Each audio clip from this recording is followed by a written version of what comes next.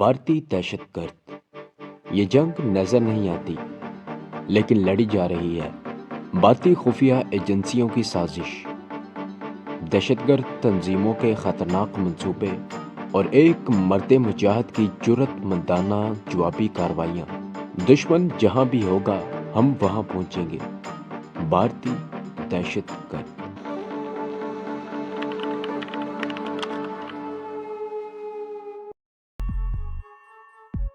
माधवी बोली, जब कैप्टन जमशेद ही नहीं मिलेगा तो मद्रास की पुलिस क्या करेगी? वो कब तक यहाँ पड़ी रहेगी?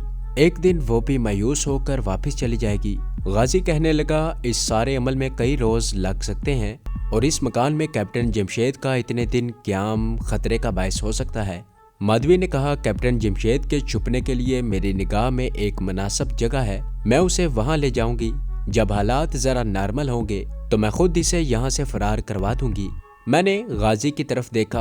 हमें यूं लग रहा था कि जैसे माधवी इस तरह से कैप्टन जमशेद को अपने पास रखना चाहती है। उसके बात करने के अंदाज से मुझे ऐसा लगा था कि जैसे उसने अपने जहन में कोई दूसरा प्रोग्राम बना रखा है।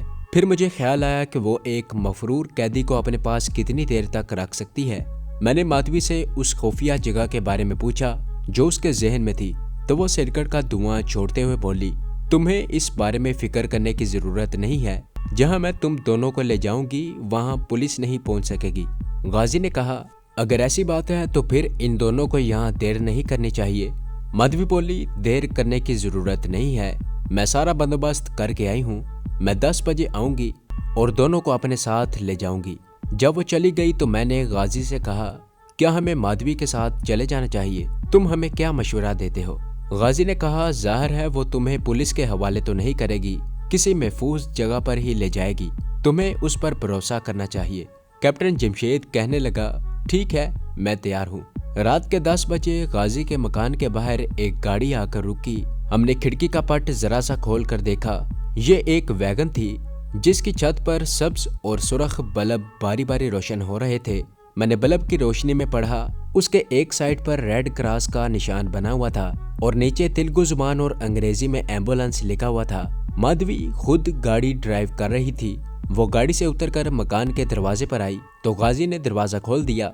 अंदर आकर उसने कहा, मैं गाड़ी ले आई हूँ, आप लोग खामोशी से वैगन के पीछे जाकर बैठ जाएं। ये एक प्राइवेट अस्पताल की एम्बुलेंस है जहाँ मेरी एक सहेली डॉक्टर है। एम्बुलेंस मैं इसलिए लाई हूँ कि इसको रास्ते में कोई चेक नहीं करेगा। मैं और कैप्टन जमशेद मकान से निकलकर एम्बुलेंस के अंदर जाकर बैठ गए। माधवी हमारे साथ थी। उसने एम्बुलेंस का दरवाजा बंद करने से पहले हमें मुखातिब होकर कहा, तुम लोग अलग अलग स्टेचरों पर लेट जाओ। अगर किसी वजह से रास्ते में पुलिस ने चेकिंग कर भी ली तो तुम अपने आप को बेहोश जाहिर करना। मैं तुम्हें नकली ड्रिप लगाए देती हूँ। एम्बुलेंस के अंदर आमने सामने 2 स्ट्रेचर पड़े थे। हम उन पर लेट गए। माधवी ने हमें ग्लूकोज का ड्रिप इस तरह लगा दिया कि सुई बाजू में चबोने की बजाय।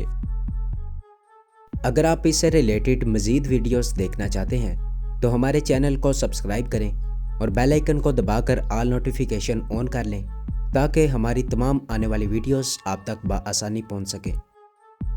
हमारे बाजुओं से लगाकर टेप से चिपका दी। बस जब तक मैं अंदर ना आऊं तुम लोग इसी तरह स्ट्रेचर पर लेटे रहना।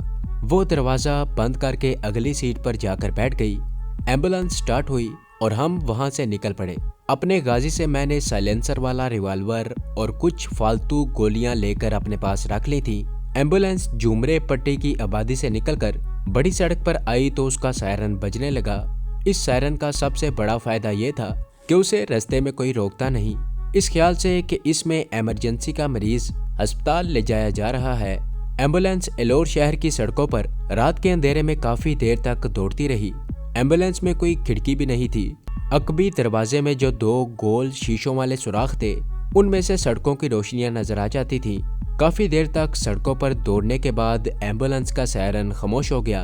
एम्बुलेंस के अंदर कोई बत्ती नहीं जल रही थी और अंधेरा था। सड़क की रोशनियां अंदर आ जाती थी। अब ये रोशनियां भी नहीं आ रही थी।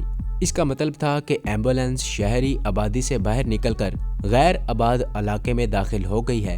एम्बुलेंस ने एक जगह थोड़ी थोड़ी देर बाद 2-3 मोड़ काटे और फिर उसकी रफ्तार हल्की हो गई। थोड़ी दूर चलने के बाद एम्बुलेंस रुक गई माधवी ने नीचे उतरकर दरवाजा खोल दिया और कहा, ओके आ जाओ, सब ठीक है। हमने नकली ड्रिप अपने बाजुओं से अलग किए और गाड़ी से निकल आए। रात के अंधेरे में ऊंचे ऊंचे दरख्तों के दरमियान एक कॉटेज का खाका नजर आया, जिसके अंदर ना रोशनी थी ना बाहर कोई बत्ती जल रही थी। माधवी हमें साथ लेकर कॉटेज के दरवाजे पर आई और बोली, इससे ज्यादा महफूज इलाका सारे शहर में तुम्हारे लिए और कोई नहीं है। मेरी सहेली का जो प्राइवेट अस्पताल है उसका ये स्टोर है। यहाँ पहले दवाइयों वगैरह का स्टॉक रखा जाता था, मगर अब ये खाली पड़ा है। स्टोर अस्पताल के साथ ही बन गया है। उसने चाबी लगाकर दरवाजे का ताला खोल दिया। अंदर लकड़ी के पुराने खोखों दवाइयों की हल्की सी बू आ रही थी। मैं और कैप्टन जमशेद अंदर चले गए। अंदर अंधेरा था। माधवी ने बटन दबाया। दीवार के साथ लगा एक छोटा सा बल्ब रोशन हो गया। उसकी रोशनी में कमरे में इर्द गिर्द पड़े खाली खोखे और गत्ते के डब्बे बिखरे हुए दिखाई दिए। वो हमें दूसरे कमरे में ले गई। यहाँ भी उसने बत्ती जला दी। ये कमरा छोटा सा था, मगर उसमें लोहे के 2 पलंग आमने सामने बिछे थे, जिस पर अस्पतालों वाले बिस्तर लगे हुए थे। माधवी ने छत का पंखा चला दिया। कहने लगी, बाथरूम और किचन इसी कमरे के पीछे साथ ही हैं। किचन में मैंने खाने का तमाम सामान रखवा दिया है। तुम्हें किसी किस्म की परेशानी नहीं होगी। कैप्टन जमशेद ने कहा, लेकिन मैडम हमें यहाँ ज्यादा देर नहीं रहना। हम तो चाहते हैं कि जितनी जल्दी हो सके इस शहर से निकल जाएं। माधवी कहने लगी, इसका इंतजाम भी हो जाएगा, लेकिन अभी शहर में पुलिस जगह जगह तुम्हारी तलाशी में छापे मार रही है। तुम्हें हालात के नॉर्मल होने तक तो यहाँ रहना ही होगा। मैंने कहा, तुम बिल्कुल ठीक कह रही हो, हम वैसे ही करेंगे जैसा तुम कहोगी। माधवी ने कहा, अब तुम लोग यहाँ आराम करो, मुझे जल्दी वापस जाना है। मैं कल किसी वक्त आऊंगी। जब वो एम्बुलेंस लेकर वहाँ से चली गई तो कैप्टन जमशेद कहने लगा, मुझे इस औरत की समझ नहीं आई कि ये क्या चाहती है। कहीं ये मुझसे अपनी मोहब्बत की वजह से तो मेरे क़याम को यहाँ लंबा तो नहीं करना चाहती। शक मुझे भी था, लेकिन मैंने उसे जाहिर न किया और कैप्टन से कहा, इसका उसे कोई फायदा नहीं होगा। मैं अपनी बात फिर दोहराऊंगा कि अगर उसे तुमसे मोहब्बत भी है तो वो एक मफरूर महबूब के साथ अपना सारा करियर खतरे में डालकर ज्यादा देर तक नहीं रह सकती। कैप्टन जमशेद ने लोहे के पलंग पर नीम दराज होते हुए कहा, मैं तो कहता हूँ कि हमें अपने तौर पर यहाँ से निकल जाना चाहिए। शहर की हदूद से तो हम निकल ही आए हैं। तुम्हारे साथ रिवॉल्वर भी है। रास्ते में कोई खतरा हुआ तो हम उसका मुकाबला कर सकते हैं। मैंने कहा, इतनी जल्दबाजी की जरूरत नहीं है, कहीं खामखा की किसी मुसीबत में ही ना फंस जाएं। इस इलाके के बारे में भी हमें कुछ मालूम नहीं है कि कौन सा रास्ता किस तरफ जाता है। हमें उस औरत की मदद की जरूरत है। वो अगर हमें इतनी खतरनाक जेल में से निकाल लाई है तो यहाँ भी हमारी रहनुमाई करेगी। मैं तो यही मशवरा दूंगा कि हमें सब्र से काम लेना चाहिए। थोड़ी देर बाद हम कमरे की बत्तियां बुझाकर और अंदर से दरवाजे को चिटकनी लगाकर सो गए। सुबह उठकर दिन की रोशनी में बाहर माहौल का जायजा लिया। ये छोटा सा कॉटेज नुमा स्टोर गैरबाद जंगली इलाके में वाक़ था। चारों तरफ थोड़े थोड़े फासले पर ताड़ और नारियल के दरख्तों के झुंड खड़े थे। कहीं कोई खेत नहीं था, कोई झोंपड़ा तक नजर नहीं आता था। सिवाय दरख्तों पर कभी कभी बोलने वाले परिंदों की आवाज के दूसरी कोई आवाज सुनाई नहीं देती थी। कैप्टन जमशेद बोला, देखना चाहिए कि यहाँ दरिया भी है या नहीं, क्योंकि दरिया ही यहाँ से फरार का एक महफूज जरिया है। अगर हम उसके ऊपर की तरफ से यानी अपस्ट्रीम जाएं तो इस शहर के इलाके से बाहर निकल सकते हैं। दरिया में पुलिस वगैरह का भी खतरा नहीं होगा। मैंने कहा, पहले चलकर नाश्ता बनाते हैं, यह बातें बाद में करेंगे। कमरे के पीछे दरख्तों में साथ साथ बने हुए बाथरूम और किचन थे। बाथरूम में पानी भी आ रहा था। किचन में गैस का सिलेंडर भी पड़ा था। एक रेफ्रिजरेटर भी था जिसमें दूध के डिब्बों के अलावा खाने पीने की तकरीबन सारी चीजें मौजूद थीं। कुछ जरूरी बर्तन भी गैस के चूल्हे के पास मेज पर पड़े थे। हमने मिलकर खाना खाया, कॉफी बनाई और वहीं किचन में बैठकर नाश्ता किया। वहां खाने पीने का सामान देखकर मुझे ऐसा लग रहा था कि जैसे इस औरत ने यहाँ हमारे देर तक रहने का इंतजाम कर रखा है। माधवी ने जाते वक्त हमें ताकीद की थी कि हम बिला जरूरत मकान से बाहर न निकलें और अगर निकलना जरूरी भी हो तो मकान के करीब करीब ही रहें। हमें कहाँ जाना था? नाश्ता करने के बाद कॉटेज के अकब में ऊंची झाड़ियों की ओट में लोहे की कुर्सियां डालकर बैठ गए और वहां से फरार के मंसूबे पर गौर करने लगे। दोपहर को हमने किचन में अंडे वगैरह बनाकर खाना खाया। उसके बाद हम कमरे में ही पड़े रहे। तीसरे पहर चाय बनाकर पी और 5-10 मिनट कॉटेज के पीछे दरख्तों में टहलते और बातें करते रहे। अभी सूरज ग्रूब नहीं हुआ था कि माधवी एम्बुलेंस लेकर आ गई। उस वक्त हम कमरे के अंदर ही बैठे हुए थे। माधवी ने आते ही पहली बात ये पूछी कि तुम लोग कॉटेज से बाहर तो नहीं निकले थे। मैंने कहा 1 घंटा पहले थोड़ी देर के लिए दरख्तों में जरूर टहलने गए थे। माधवी ने कमरे की खिड़की का पर्दा गिराते हुए कहा, अब ये गलती दोबारा न करना। पुलिस के साथ अब मिलिट्री इंटेलिजेंस भी तुम्हारी तलाश में लगी है। पूरे शहर की नाकाबंदी कर दी गई है। मैंने बड़ा अच्छा किया जो रात तुम्हें वहां से निकाल कर ले आई। मेरी एम्बुलेंस की पुलिस ने 3 जगहों पर तलाशी ली है। मैंने माधवी से पूछा, फिर अब तुमने क्या सोचा है? माधवी ने सिरगट सुलगा लिया था। वो कैप्टन जमशेद के पास ही लोहे की कुर्सी पर बैठी थी। कहने लगी, मैंने तो यही सोचा था कि तुम्हें दरिया के जरिए यहाँ से निकाल दूंगी, मगर मालूम हुआ कि दरिया भी महफूज नहीं रहा। कोस्ट गार्ड की कश्तियां दरिया में भी गश्त लगाती फिरती हैं। कैप्टन जमशेद बोला, लेकिन इन हालात में ये जगह भी महफूज नहीं है। माधवी ने कहा, इससे बेहतर दूसरी कोई जगह मेरी नजरों में नहीं थी। तुम्हें सिर्फ इतनी एहतियात करनी होगी कि दिन के वक्त कमरे से हरगिज बाहर न निकलो। रात को भी तुम लोगों को चौकस होकर निकलना होगा।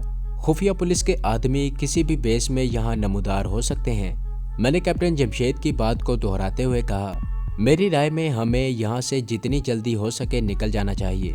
माधवी ने कहा, तुम्हें कम से कम 2 दिन तो यहाँ जरूर रुकना पड़ेगा। इस दौरान मुझे यकीन है कि मैं कोई ना कोई रास्ता जरूर निकाल लूंगी। थोड़ी देर बैठने के बाद माधवी एम्बुलेंस लेकर चली गई। उसके जाने के बाद कैप्टन जमशेद कहने लगा, भाई इस औरत के बारे में हमने गलत सोचा था। मुझे तो लगता है कि ये नेक नियत औरत है और वाकई यहाँ से फरार होने में हमारी मदद करना चाहती है। मैं भी अब उसी लाइन पर सोचने लगा था। माधवी की गुफ्तगू से साफ जाहिर था कि उसे सबसे ज्यादा जो फिक्र है वो यही है कि हमें किसी तरह वहाँ से निकालकर हैदराबाद की तरफ रवाना कर दिया जाए। रात को हमने माधवी की हदायत के मुताबिक किसी कमरे की बत्ती रोशन न की। कमरे में ही हम सोते थे। उसमें एक मोमबत्ती रोशन करके जमीन पर कोने में लगा दी थी। खाना भी हमने मोमबत्ती की रोशनी में ही पकाकर किचन में बैठकर खाया और फिर कमरे में आकर बिस्तर पर बैठकर बातें करने लगे। कॉटेज के सामने वाले दरवाजे पर माधवी ताला डाल गई थी। अगर उस तरफ से कोई आदमी आकर देखे तो उसे यही लगे कॉटेज खाली पड़ा है और यहाँ कोई नहीं रहता। रात को अगर हमें बाहर जाने की जरूरत पड़ती तो हम कमरे की अकबी खिड़की में से बाहर चले जाते थे और उसी खिड़की से अंदर आ जाते थे। हमें उस वीरान कॉटेज में ये दूसरी रात थी। हम काफी देर तक बातें करते रहे। जब रात गहरी हो गई और हमें भी नींद आने लगी तो मोमबत्ती जलाकर हम अपने अपने बिस्तरों पर लेट गए। कमरे में पंखा चल रहा था जिसकी वजह से मच्छर भी नहीं काटते थे। कमरे में गर्मी और हब्स भी महसूस नहीं होता था। मेरा जहन हर किस्म के हालात की अमागजा बना हुआ था। मुझे कैप्टन जमशेद को वहां से निकालकर इंडिया का बॉर्डर क्रॉस करा के पाकिस्तान में दाखिल कराना था और खुद वापस कश्मीर के महाज पर भी जाना था। वहां से इंडिया का बॉर्डर बहुत दूर था। रास्ते में किसी भी जगह पुलिस और खुफिया पुलिस जरा सा शुबा होने पर हमें दबोच सकती थी।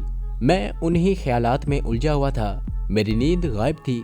मुझे कैप्टन जमशेद के हल्के हल्के खराटों की आवाज आई तो मुझे खुशी हुई कि पाकिस्तान का ये गाजी आराम की नींद सो रहा है। भारतीय फिरौनों ने न जाने कितनी रातें उसे टॉर्चर करके जगाए रखा था। बाहर की फजा पर गहरी खामोशी तारी थी। मैंने भी आंखें बंद कर ली और सोने की कोशिश करने लगा। तो ये थी हमारी आज की एपिसोड। उम्मीद करता हूँ कि आपको ये कहानी अच्छी लगी होगी। इसे लाइक करें, शेयर करें और कमेंट में अपना इजहार ख्याल ज़रूर पेश करें। और अगर इस चैनल को सब्सक्राइब नहीं किया तो इस चैनल को सब्सक्राइब करें और बेल आइकन को दबाकर ऑल नोटिफिकेशन ऑन कर लें।